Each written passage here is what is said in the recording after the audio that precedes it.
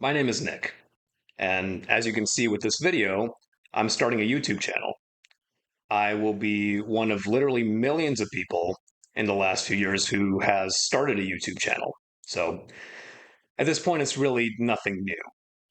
And people who make content on YouTube or any other social media platform, these are people that I would call content creators. Easy enough, right? There's a certain subsection of these content creators that I would label as social media influencers. And in this video, we're going to be exploring what makes a social media influencer, what influences them to pursue that kind of career path, create the content that they create, and also what makes them so successful. These are questions that I've been interested in for a little while now, and so I decided to find out. First thing that we have to do is define what an influencer is. What makes an influencer an influencer? As I said before, a content creator is simply somebody who makes content. I would say that it's anybody who makes content. By me uploading my first video on YouTube, you could say that I'm now a content creator by the very loosest definition of the word. An influencer, on the other hand, is, like I said before, a subsection of content creators. According to Wired, an influencer is somebody who has at least a somewhat sizable audience, who wields influence over that audience, and somebody who uses that influence to influence their audience to, let's say, buy something, think a certain way, or do a certain thing. One of the key hallmarks of being an influencer in terms of the way you interact with your audience is this sense of trust. This sense of trust that influencers have with their audience that maybe other content creators don't, or more importantly, maybe corporations don't, or traditional celebrities don't. It's this sense of trust that can get the influencer to be so effective in terms of influencing their audience. And we're going to talk a little bit more about that later on. So, why do people want to be influencers in the first place? Like, what's so appealing about it? Is it the idea of the influence itself? Is it the idea that you might make a lot of money from it? Is it the idea of the fame? I was curious, so I listened to an NPR article about it, and they went out and they basically interviewed a lot of different Gen Zers about why they wanted to be influencers, if they wanted to be influencers in the first place. And it was interesting. The first really amazing thing that I found from the article was that according to them, one in four Gen Zers had at least some kind of aspiration to be an influencer. And I thought that number sounded really high. So I looked it up, I looked at other sources, and it looked like the number was kind of around that high. I mean, the number varied a little bit by other sources, but it was generally in that ballpark. And another really interesting thing from the NPR article was that the number one reason why these younger people wanted to be influencers is just to do what they loved. They were creating content that was very specific to their niche, be it beauty, sports, anything, yeah, you name it. They were just doing what they loved. I was actually really pleasantly surprised to hear this because I feel like there's always been this negative stigma attached to influencing and being an influencer, that it's basically like a job for people who don't want to get a real job, who don't have any real world skills, who are just vain and shallow and vapid and, as the kids say, clout chasers.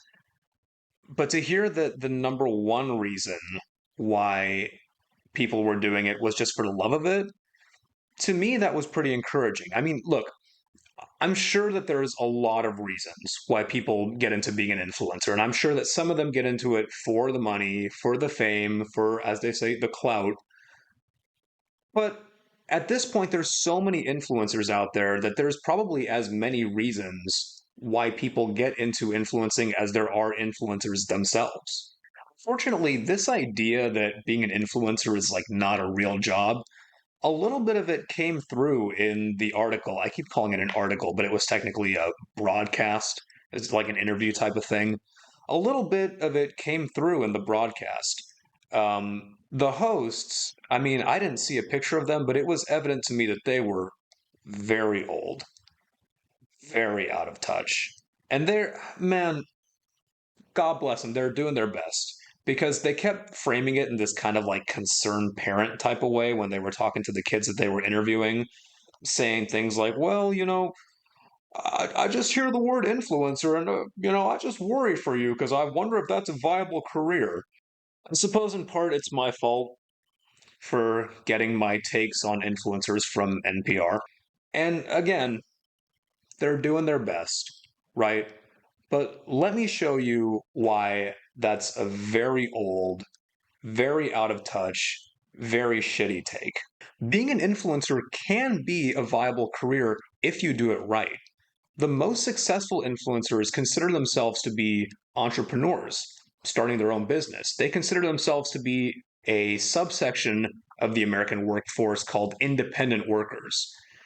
And I read an article in the Harvard Business Review recently that talked about how independent workers are very much on the rise, mainly because there is this growing perception that, and it's a correct perception, that traditional jobs, traditional employment is kind of on the decline.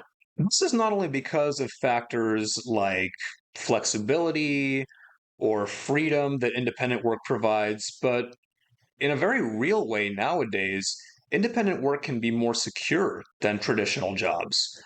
One of the things the article talks about in great detail is how over the past 30 years, job quality in traditional jobs, including wages, benefits, and just job security, has greatly declined.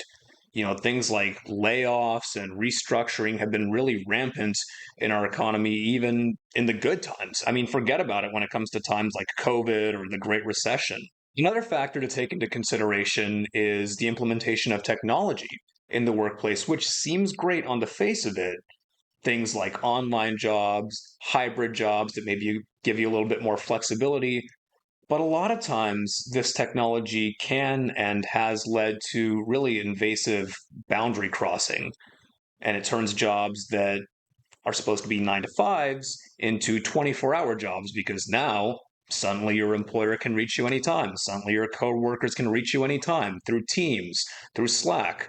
I have personally experienced this. My last job was supposed to be a 9 to 5 type job. Well, it was kind of a hybrid job, but in any event, I would get emails and Teams messages at all hours, literally all hours of the day and night, that I was expected to respond to even on my days off.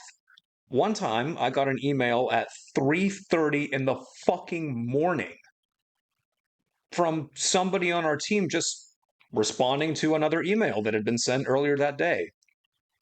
Like, I thought somebody had died, maybe. I could like who emails somebody in the middle of the night if it's not an absolute emergency? And at that point I was already awake, so I figured I might as well read it. And I don't remember what it said, but I do remember thinking this probably didn't need to be sent at 3:30 in the morning because I make less than $50,000 a year at this job. So I think maybe this could have waited until business hours.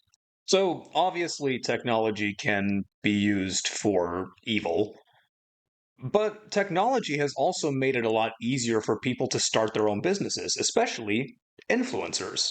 Aside from using technology to market themselves, influencers and independent workers in general use technology to kind of supplement the security that they would traditionally find in a wage with multiple sources of income. Influencers typically do this through things like brand deals, being on multiple different platforms at the same time, and even donation sites like Patreon. All of these factors are leading more and more people towards independent work. And the more people start to do something, the more people, maybe who haven't even done it yet, start to see it as viable. One of the things that the article highlights is this data from the State of Independence survey. In 2018, it was found that 29% of independent workers and 25% of traditional employees said that more of their friends were self employed or starting their own business than in the past year. And then in 2021, those figures rose to 42% for independent workers and 38% of traditional workers. So clearly, independent workers are on the rise, and subsequently, so are influencers. And given this, I was curious about what the public perception of influencers was.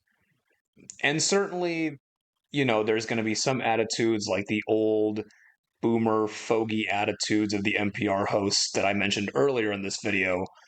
But I did a little bit more research and I uncovered multiple factors explaining what makes influencers so appealing, sometimes more appealing than their traditional celebrity counterparts. I found a particularly helpful article that I'm going to be linking in the description about why people choose to follow the influencers that they do, and also why the influencers are effective in terms of their marketing, why people choose to buy the things that the influencers promote. The article starts by talking about an idea that we talked about a little bit earlier in this video, this idea of the trust that an influencer builds with their audience. The article states that they're able to do this because they have what's called social prestige among their followers, so they're held in fairly high regard.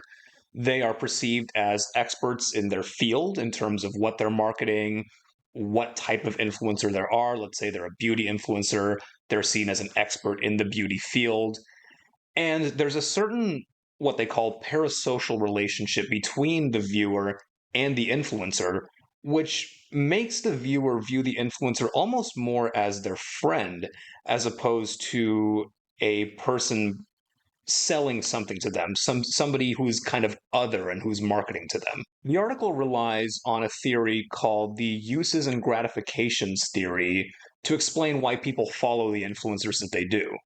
Basically, the uses and gratifications theory is based on the idea that people actively use media to satisfy their personal needs. And traditionally, it was used for traditional media, so things like television and radio, but it's been adapted in this article specifically to be used for social media and what you might call influencer media.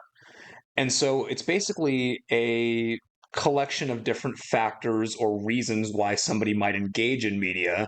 And one of the things that the article explores is which reasons are most specific to influencers. The authors of the article conducted a survey of people who follow social media influencers, and they found 6 factors that were the most salient as to why. And they were information sharing, information seeking, relaxing entertainment, companionship, boredom or habitual pastime, and a new one that was added to the uses and gratifications theory just for this article called cool and new trend. Out of these 6 factors, the most important ones were found to be relaxing entertainment, boredom or habitual pastime, and information seeking. And basically, what that means is that consumers like content that's fun and entertaining as well as informative, much like mine, hopefully. The article also explores why people buy the things that influencers promote. And one of the main factors that they posited was called social identity theory. Essentially, social identity theory is the knowledge that somebody belongs to a certain group in society and the emotional significance for that person of being part of that group. And so in this case, it's the knowledge for the fan of an influencer that they belong to that fan base. And like we talked about before, the emotional connection that that person feels with the influencer and with the rest of that fan base. This theory was found to be a really salient factor in the success of influencer marketing, and the emotional connection that audiences feel with the influencer was found to be one of the main reasons why influencers are more successful sometimes in their marketing than, let's say, traditional celebrities in a TV commercial or just kind of an ad campaign in general. All of the things that we've been talking about are reasons why influencers are so appealing to their audiences and to online audiences in general. And in my opinion, there are also reasons why influencers have such a huge responsibility to always keep the best interests of their audience in mind because of the influence that they can have over them. If an influencer with a lot of influence markets the wrong thing or maybe a harmful thing to an impressionable audience in a very exploitative way, the results can sometimes be honestly disastrous. The caveat that I have to this is that audiences aren't stupid. Even when they really like an influencer, they're not stupid. I have seen influencers market things in the wrong way, and I've seen audiences turn on them because of it. I just saw actually an influencer that I really enjoy marketing a product in one of their videos the other day in such an annoying way. It wasn't a harmful way at all, but it was just so annoying. It was like a 10-minute video, and they broke the ad down into essentially like three different sections. So about like 3 minutes of the video would play, and then it would be the ad, and then the ad's over, and you think, okay, great, we can get on with the video. And then another 3 minutes plays, and it's another ad for the same thing, and then another 3 minutes plays, and it's another ad for the same thing. And literally all of the comments on that particular video were people saying, wow, I'm not touching that shit with a 10-foot pole because the way that you advertised that was so unbelievably annoying. And essentially, the influencer spent their entire next video apologizing for the way they had marketed that thing in their last video. And the irony of that was that eventually the apologies became annoying too. We've gone over a couple of different parts and factors of influencer culture in this current day and age in this video. And to just kind of wrap things up, I wanted to take us back to the start of the video. Hi, my name is Nick, and I'm starting a YouTube channel. And I'm starting a YouTube channel for the same reason as all of the Gen Z influencers in the NPR interview. I want to do what I love. Truth be told, I've actually never done anything like this before. I have no knowledge about it, and I'm really just kind of winging it. But I've always wanted to. I've always loved learning new things and sharing the things that I learn with other people. And hopefully, over time, I can build a community of people who want to learn new things with me. So, do I want to be a content creator? Hell yeah, I do. Do I want to be an influencer? Well, at this point, I have, let me see, yep, 0 subscribers. So maybe I don't have to worry about it just yet. Thanks for watching.